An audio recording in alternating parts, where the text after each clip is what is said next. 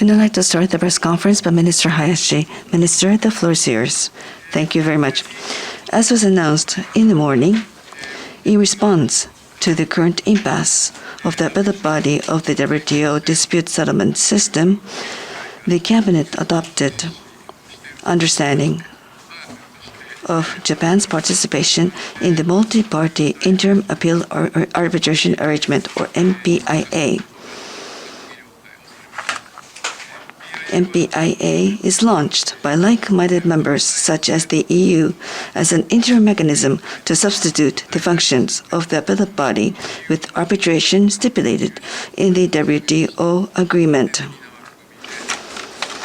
Based on the belief that MPIA will enhance the predictability of the WTO dispute settlement system and contribute to the maintenance and strengthening of the rule-based multilateral trading system, Japan has decided to participate in the MPIA.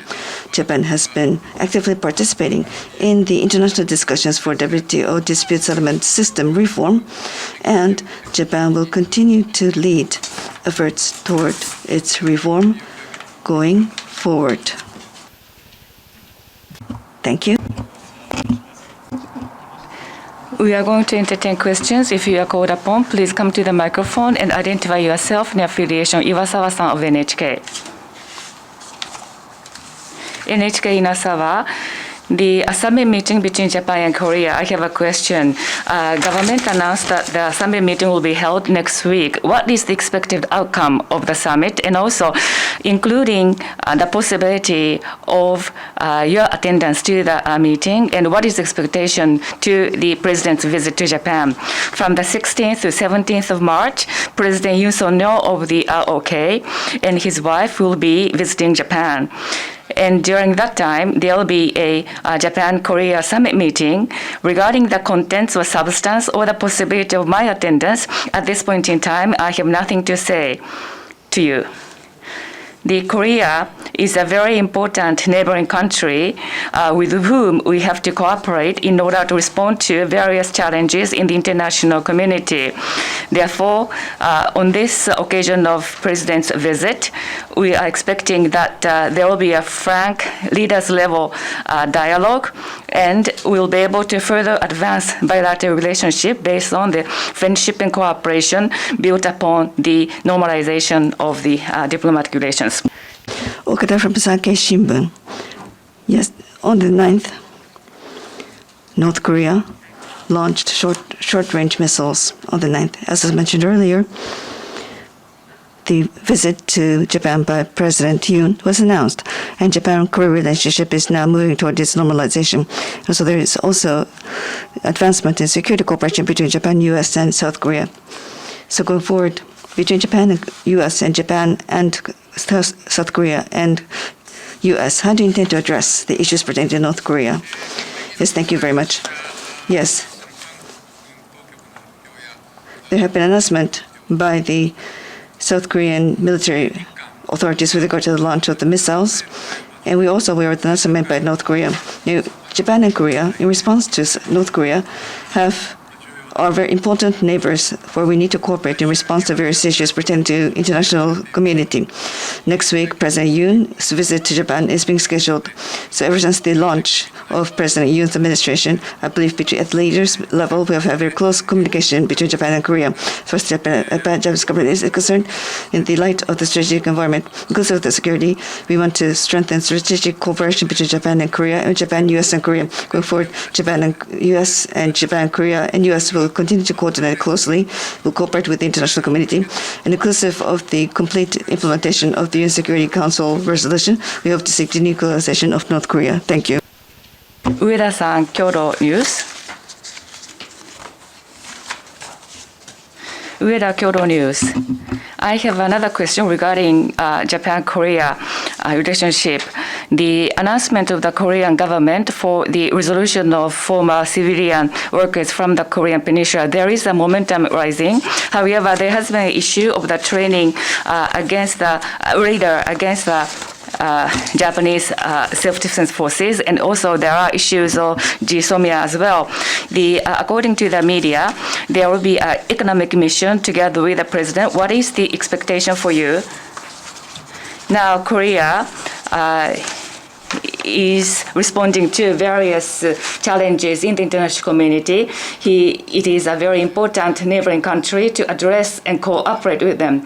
I hope that it will be a very frank meeting between the leaders and also advance bilateral relationship based on the cooperation and friendship based on the normalization of diplomatic relationship. Regarding the radar issue, the Ministry of Defense and the Japan Self-Defense Forces will continue to have a close communication with the Korean side in order to prevent recurrence of such concerns. And also, in April 2019, we announced export control measures. This is to implement appropriate export control from the perspective of security. Now, this time, regarding the export control concerns between Japan and Korea would like to work toward the situation prior to July of 2019. We are going to have a steadfastly bilateral consultation for this. Abe-san of Yomiuri Shimbun, please. Abe-san, please go ahead. Thank you. Abe from Yomiuri Shimbun. I want to ask about G20 for ministerial meeting in response to that. On the 7th, LDP and Komeito leaders had a meeting, and there was discussion about the overseas visit by ministers while the diet is in session. I think both parties agree that there should be flexibility going forward. How do you intend to address the opposition party going forward? Now, you were not present in the G20 for ministerial meeting. How do you intend to respond to damages as a result of your absence? Yes, thank you. With regard to the visit by ministers outside Japan, while the national diet is in session, and there are various issues. Of course, diet sessions and also overseas visits are very important going forward with actively engage in diplomatic activities while getting the understanding of the diet members. Thank you. Uechi-san of Asahi Newspaper. Asahi Newspaper. Yesterday, in the TV program, the former Koga, head of the Kochi guy, said that future prime minister's candidate includes you yourself. What is your response, and how would you like to live up to such expectations? Well, the media report, I am aware of that. As a foreign minister, on this occasion, I have nothing to say. I would like to refrain from making comment. But with that caveat, as the head of Kochikai and also the foreign minister under Kishida administration, I would like to fulfill the responsibility given to me.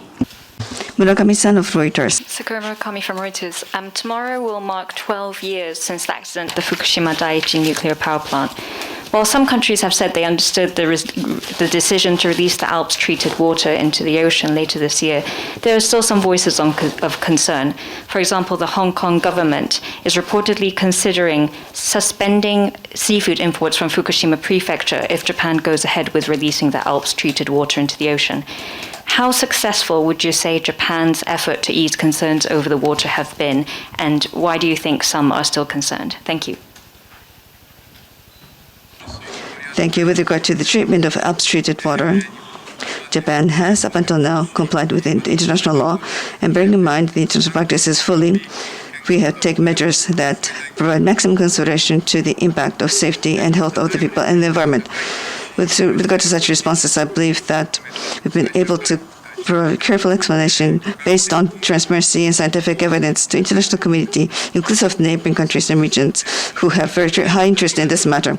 Now, in February, we had the latest meeting between Japan and Micronesia, and President Panuado mentioned that he places strong confidence and trust to Japanese intention and Japanese technology, where Japan intends not to hurt and undermine the common assets such as water, ocean water.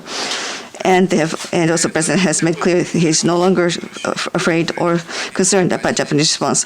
Also, with regard to the UN General Assembly, President Koichi, when he visited upon Japan, also provided explanation, and he has also shown the same understanding that the release of Alps treated water is being implemented based on securing the fact that there will not be any harm to the health of people nor the environment.